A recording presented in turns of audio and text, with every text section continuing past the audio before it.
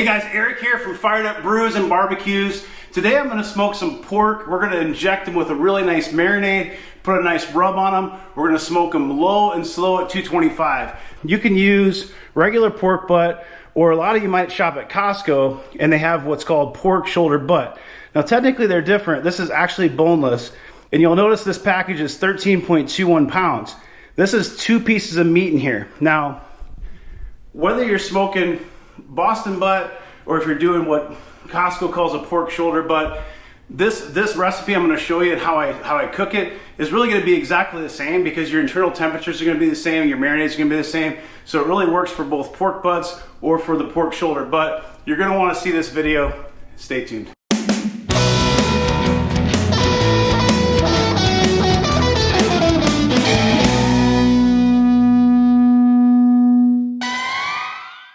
Okay, so the first thing that we did was we took these obviously out of the packaging, and one thing I wanted to point out before we go on, normally I like to buy all of my pork, all of my beef, all of my meat that I smoke with from a local butcher, and I recommend that you do the same. Get a relationship with a local butcher. They can do a lot of great things and save you a lot of money. Now, with that said, these again are from Costco. It's just one of those things. I leverage both because I smoke so much meat. The first thing I'm going to do is I'm going to make an injection, and I'm going to do the injection and then I'm going to rub afterwards. You can really do it either way. If you want to rub first and then inject, it doesn't matter that much. When you're injecting this much, usually it's best if you do the injection first, because it can get a little bit messy, and that way you're not washing away all of your rub. So stay tuned. I'm going to show you how to make the marinade injection. Okay, so I'm going to go ahead and put this recipe down in the description as well, so you'll be able to get this from the video. Just go into the description, but here it is just in case. I'm going to walk through all the ingredients as well. So this is for each pork butt. Today I'm doing 4 pork butts, so I'm going to take this times 4. I'm going to show you how to do enough marinade injection for 1 pork butt. So obviously if you're doing 2, just make 2 batches. If you're doing 3, do 3 batches, and so on. And this is for approximately an 8-pound pork butt. So we're going to do 1 cup of apple juice. We're going to do a 1/2 cup of apple cider vinegar. We're going to do 2 tablespoons of Worcestershire and 2 tablespoons of maple syrup. So 2 tablespoons of both of these. Okay. Then we're going to do 1 tablespoon of olive oil and 1 tablespoon of soy sauce. And then we're going to do 2 teaspoons of the rub of your choice. Today I'm using Killer Hogs BBQ Rub. You can see I got a big 5-pound bag. We're also going to rub the pork with this same exact rub. And then I'm going to use the juice from a small lime. Now, you don't necessarily have to use all of these ingredients, and you can adjust them how you like. This is how I'm going to do this one today. The nice thing about injections, you can really experiment. I've never really made one that wasn't good, so just go ahead and experiment and try different things. So I'm going to take all these ingredients quick. I'm going to mix them up in the bowl. Obviously, again, I'm doing 4 pieces of pork today, so I need to do this times 4. I'm going to go ahead and do that. All you do is you throw it in this bowl, you stir it up, and we're ready to marinate. Okay, guys, there's everything in the bowl. So once you have it in the bowl, you just basically going to stir this up, stir it up really good, and then we're going to take the injector and we're going to inject the pork.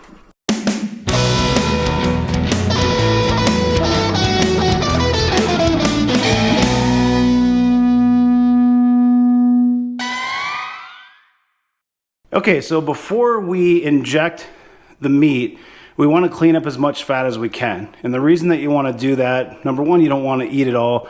Number 2, you want to make sure you've got meat so that the smoke will stick to the meat and penetrate the meat and give it the flavor. So this is the back side. I flipped these 2 around. These are the top side that you would have saw earlier from the label. And so what we're going to do is just take these bigger chunks of fat off like this and try to get, you want to leave some fat, but you want to take as much of the really big thick stuff off so that the smoke can penetrate the meat. I'm going to go ahead and trim these up, and then I'll be back to inject. Obviously, guys, when it comes to trimming your pork, it's really a personal preference. You know, some guys don't trim it at all. They just put some rub on it and throw it on the smoker. There's nothing wrong with that. A lot of guys will trim it too much. This is about how I like mine. What we're going for is trying to get these big pieces. This is a piece I trimmed off. You see that? That is not going to be good to eat. It's going to make the cook time longer, and it's going to make your meat not be able to penetrate all the flavors from the rub, from the smoke and things like that. So I'm just taking these big chunks of fat off, and this is about what they should look like. on both sides relatively. And now we're gonna be ready to go ahead and inject these with our marinade. Okay, so next we're just gonna go ahead and take the injector here, and we're gonna inject about every inch. So what you wanna do is get all the way in there and then apply pressure kind of slowly, make sure all the juices are getting in there. You should almost see it plump up. It's actually coming out the side here. So move over about an inch, try again.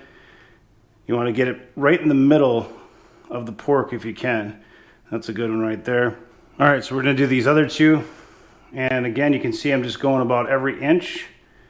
And be careful when you pull out of the meat, because it can make a mess.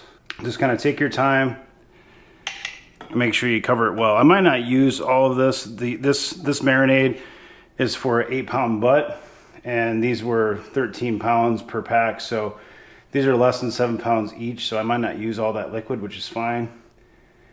You can see it's kind of a slow process, but just take your time, get that to the center of the meat, try to inject as much as you can. You should see the meat basically swell up a little bit.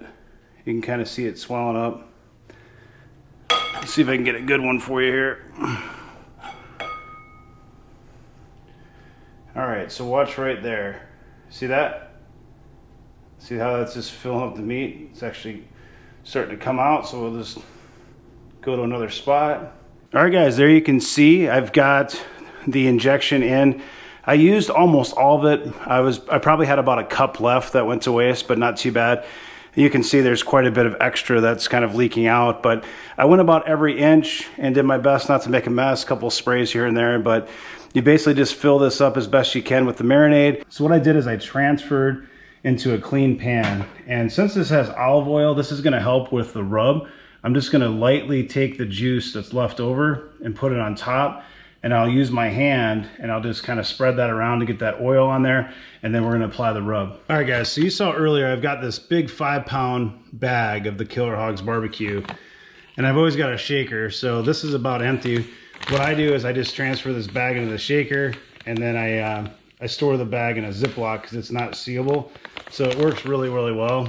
Basically just fill this bad boy up, and now you got a brand new one. So it's a lot cheaper if you buy it that way. What we're gonna do is we're gonna apply that rub. Both sides, you're gonna go pretty thick. Use your hand as a guide so you don't waste any of the rub, and just get a nice coat on both sides. I'm gonna go ahead and do that real quick, and I'll be right back. So you can see what this is doing, guys. It's actually, there's a little bit of that marinade in the bottom of the pan, and that rub is just kind of sucking it up. So you can see, look at this one. It's completely dry, and it was swimming in liquid earlier, so it works pretty well. Make sure you get inside any little nook and cranny, get a nice coverage of rub all the way across everything. All right, guys, so make sure you get all the sides, all the corners, all the nooks and crannies. You want that completely covered, and you'll see that all that liquid's pretty much gone now. That is what they should look like. See that even in here? Make sure you get in there real good. You can be generous with the rub. It's not gonna hurt anything. And this is what they're gonna look like once they start to penetrate the meat, start to kind of sweat in there. It's gonna bring out some of that juice. This is just awesome, guys. So we're gonna let this sit. We're gonna go get the smoker fired up, let this rest for a little while. And then once the smoker's up to about 225 degrees, we're gonna throw them on. All right, guys, I got the YS640. This is a Yoder pellet smoker fired up. Today I'm using Bear Mountain. This is bull barbecue, rich and bold smoky flavor. It's a hardwood pellet. It's a blend, a gourmet blend. It works pretty well. It's a bold blend.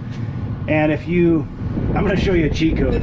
If you use these at all, these pans, you can get these at Costco or wherever. I'm actually gonna fill these pans with water. I'm gonna put the pork in the top rack. So it's gonna save me a little bit of, it's gonna do two things. It's gonna save me some time cleaning up later. It's also going to keep that pork nice and moist because I'm gonna put water in these pans, and it's gonna keep the inside of this chamber nice and moist so that the pork doesn't dry out. So this is hot water. I'm gonna take this hot water, pour it right in there. We're gonna do each pan, we're gonna fill up about halfway full. Okay, so you can see each of these pans is about just a little under halfway full, and you want to put them kind of close together, back them all the way up. Now, do you have to use these pans? Absolutely not. It's not a big deal if you don't. I think it helps make the pork a little bit juicier, but you certainly do not need to use these pans. A lot of it's just so that the cleanup's easier, but I'm telling you, the water does help keep that moisture in there.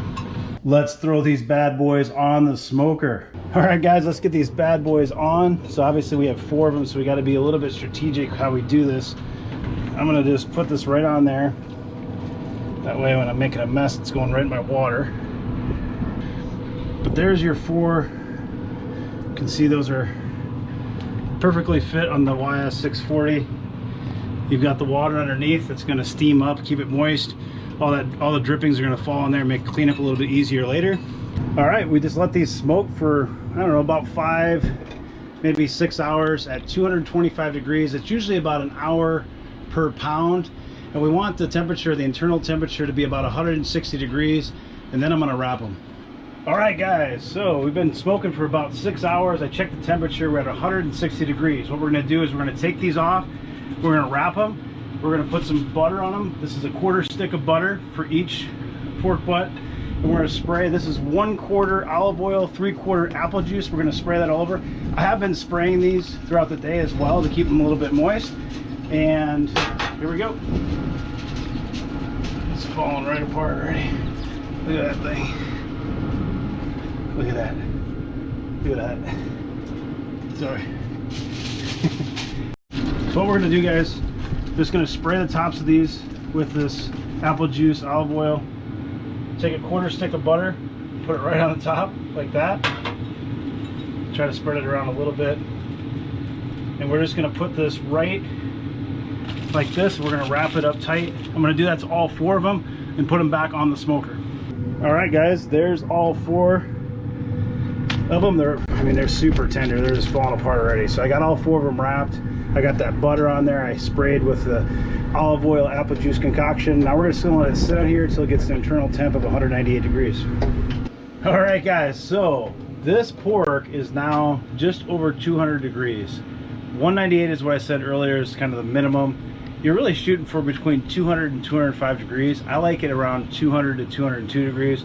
We're sitting at 200 to 201 degrees on these, so they're ready. I'm gonna pull these off. I'm gonna put them in a cooler, let them rest for about 30 to 45 minutes, and then it's gonna be time to eat. We got some asparagus down here. We're just letting that smoke a little bit, and then we're cooking the beans, and that's not quite ready to pull off, but we're gonna pull that off in a few minutes. So we're just gonna pull these off. We're gonna put them in the cooler, and I will be back later for a taste test. All right, guys, let's give this a try. It's been a long day, and this looks awesome. All right, I don't even need the knife. What am I doing? Look at that. That is awesome. Pulled pork doesn't get any better. It's really hot. My daughter wants some. You want some? Mm-hmm. Is it good? Look at this stuff, you guys. It's burning my hand, but it's worth it. Look at that. It just falls apart. Good stuff. Can't go wrong. Pulled pork, yummy, yummy. Everybody loves this stuff. Subscribe. We'll be back for more.